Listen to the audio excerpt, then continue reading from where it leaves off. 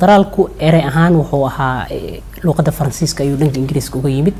asal ahaantiisa waxa loo isticmaali jiray meelaha macbadiyada ama diimaha la isticmaali jiray laakiin xadaaradihii kala duwanaa ee bani aadamka ayaa waxa loo isticmaalay dawladaha tusaale wadankii ugu horeeyay federaal isticmaal wadanka Mareykanka ayuu ahaa 1798 13 gobol oo Mareykan oo doonayay in cunsurinimada laga guuro maadaama wadanka Mareykanku uu kamid ahaa dadkii slave trade-kii wadamadii loo dhoofi jiray 13 kaas gobol ayaa waxay sameeyeen waxa maanta loo yaqaan United States of America ama dawladaha midoobay ee Mareykanka wadankii ugu horeeyay dalkaas uu ahaa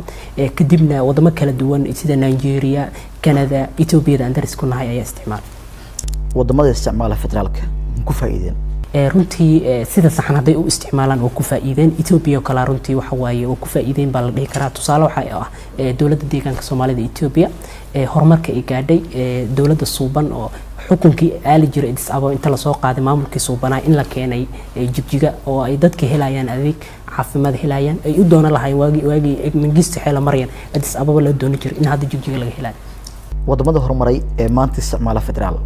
ma jiraan faa'iidooyin iyo khasaarooyin ayaa la dhaxmar walba waxa jiro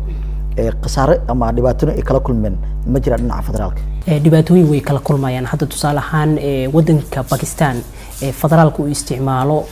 wadamo dad kala duwan oo Hindi ah iyo Pakistani isku jira marka diiniga ku kala duwan yihiin marka maanta oo dhan dadkii challenges bay jira caqabado iyo dirir iyo waxba dhexmaraya laakiin aniga waxaan aaminsanahay sida saxan hadii loo isticmaalo federaalka oo standard caalami ah lagu faa'iido waxtarka nidaamka federaalka muxuu yahay nidaamka federaalka waxtarkiisa waxa kamid ah adeegyada aad ku heli lahayd aad tusaale ahaan xilligii Soomaalida dawladii siyaad bar ay jirtay dawladii dhexe Soomaaliyeed wadanku wuxuu ahaa centralization wadan wuxuu ahaa xukunka dhan Muqdisho u yaalay hadda waxbarasho rabtid hadda caafimaad rabtid xamar baa u soo dooni jirtay marka hadii dawlad goboleed la helo waxaad